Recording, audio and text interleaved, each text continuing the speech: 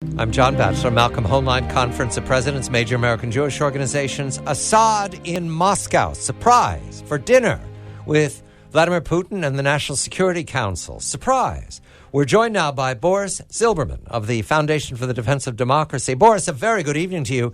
The trip that President Assad took from Damascus. Now, early in the war, we were told that Iran and Iraq gave Russia flyover permission because Turkey denied it, and so did other states at the request of the United States State Department. Do we believe that Assad followed that course, that he flew out of Damascus over Iraq, over Kurdistan, over Iran, and into Russia? Good evening to you, Boris. Good evening. That's I believe that to be accurate. He actually flew on a Russian Air Force jet over Iraq, Iran, and back into Moscow, according from all open source reporting that tracked these sort of flights. And then flew back, and you kind of see that they're setting this up as kind of stabilizing him and propping him back up, all part of Putin's plan to prop him up and keep him in place, even though they're kind of creating this illusion of at some point there'll be some sort of political transition, which I think is more of a sleight of hand from Putin than anything else. And we did not know about this trip until Assad was back in his palace in Damascus. Is that correct? Correct. They didn't release any of the pictures of the news until he was well on his way back. Now, whether or not the U.S. intelligence community knew that the flight happened and all that and everything was going on is unclear. But the Kremlin certainly played their cards close to the vest. Was there any significance beyond the symbolic? Do you think that anything substantive took place? Because they could have done it by telephone or in Damascus, that they did something as dramatic as this? Well, I think it's showing a signal that they've stabilized, or they perceive to stabilize the situation enough for Assad to leave the country for the first time since the start of the uprisings in 2011. So I think it's showing that they have somehow succeeded in pushing back everyone they basically consider as in the ISIS camp, regardless of what rebel group you belong to. So I think they're showing that, hey, we've made progress, we've stabilized him, certainly enough to make his first foreign trip. Is that a violation of the sanctions on Syria now? Yeah, I mean, yes and no. I think you have to look at them. Obviously they've been providing them arms. There's not a UN arms embargo per se that's stopping Putin from doing this, because he's using Russia's intervention in Syria under the guise of the ruling authority is still Assad. Assad is asking him to come in and do all this. And how do the Russian people react? We understand there were some casualties. What will happen if they start bringing back body bags? I think you're going to see the numbers. I mean, the polling is fairly unreliable, but you have something like almost half of Russians in a recent poll disapprove of this Syrian action. You have obviously kind of very strong propaganda. The Russians denied those reports of soldiers that were killed or volunteers, quote unquote, that were killed. So I think you're going to see an active role by the Russian media to suppress any sort of information of deaths. But it's going to be hard to suppress videos on YouTube if and when Russian helicopters start getting shot down.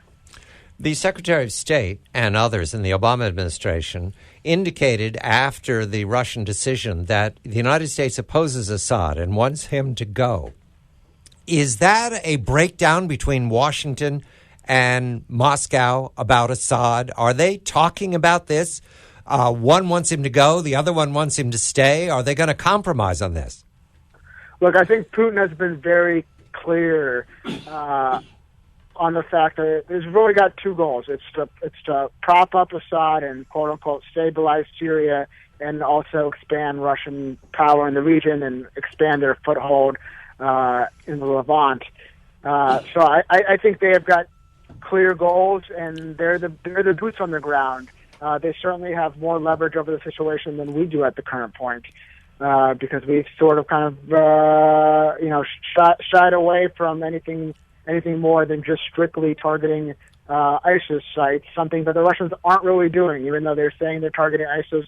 80% of their airstrikes have not targeted ISIS, but other rebel groups. So we're sitting on the sidelines like a fan on a 50-yard line, cheering for the villains to do well against the heroes. We're rooting against Russia, but that's about it. We're passive. Yeah, well, I mean, we have no real plan. We haven't really targeted the Syrian army. We've not targeted Assad. I mean, we've had words kind of proclaiming that we want Assad to go, but we have not done anything to actually make that happen. While in contrast, Putin has made his plans clear and has followed through. So you have, kind of a compare and contrast actions and words. Given his broader aspirations, what is the impact of his involvement in the relationship with Saudi Arabia and Turkey?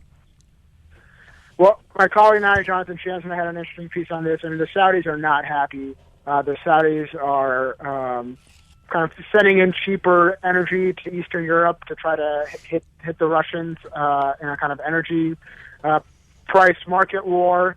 There's also been numerous reports of up-tempo of Saudi arms flowing to rebel groups that they sponsor that may be the ones that would be targeting the Russians on one hand. But on the other hand, you see the Egyptians growing closer to the Russians. They just are in the process of sealing an arms deal that would put Russian helicopters and other equipment on the Mistral ships that the Egyptians are going to be getting from the French.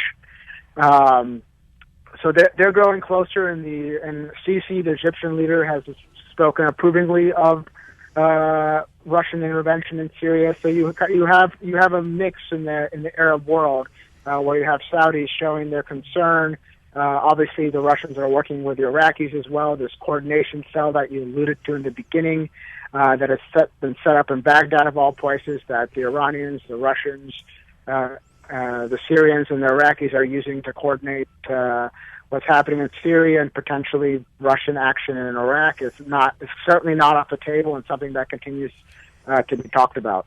Boris, I want to reason through this and see if I understand it. The Iran deal that is past implementation day will strengthen the Iranian regime in the Middle East, give it a stronger hand. Certainly it'll pour a lot of money in. It's welcoming trade from Europe. Certainly the IRGC is not poorer than it was with the implementation of the Iran deal. The IRGC is allied with the Damascus regime, with the Alawite army.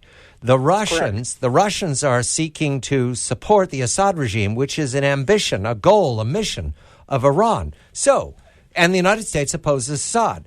In effect, then, the United States is in alliance with the Russians, right? You can't see it immediately if you look at Damascus, but if you look at Iran, we're all working for the same end. I don't know if we're working for the same end, but I think we've certainly enabled the Russians and the Iranians to be the major power players in the region, and we have certainly pivoted away as the president has tried to do, and we're kind of leaving a power vacuum that the Russians, the Saudis, and the Iranians are competing to fill. So, but the Russians would be within their rights to say out loud with a smile on their face, "Thank you very much, Barack Obama, for aiding us to defend Damascus." That's what's happening. Yeah, by not following through on our words with a lack of actions, then yes, I mean we're welcoming the Russians or anybody else to come in and set the agenda. And we see the coordination now between the efforts, and Soleimani's visit becomes much more clearer when you see the actions on the ground. Soleimani is commander of the Quds Force of the IRGC, who visited Moscow against the sanctions. The top flight general of the Iranian regime. Exactly. Who went to Moscow. Now his trips a few months ago are now becoming clear. As we were sealing the deal with the Iranians on the JCPOA, Soleimani went to Moscow. The understanding now is that he basically asked for this intervention. The Russians were the only ones that could really pull together this type of military deployment in a quick manner that would be effective. I believe the thought process now is that the Iranians Soleimani went to Moscow, asked for this to happen. They'd been planning for this for months as a contingency, and that they finally put it into play. And as we were signing away hundreds of millions of dollars to the Iranian regime, they were in cahoots with the Russians to basically prop up Assad and conduct a major offensive. Boris Zilberman of the Foundation for the Defense of Democracy. Shoulder to shoulder with Moscow is Washington. Malcolm Hoenlein, Conference of Presidents, major American Jewish organizations. Yes, Syria and Iran are in between, but nonetheless, Washington is aiding Moscow in its intervention. I'm John Batchelor.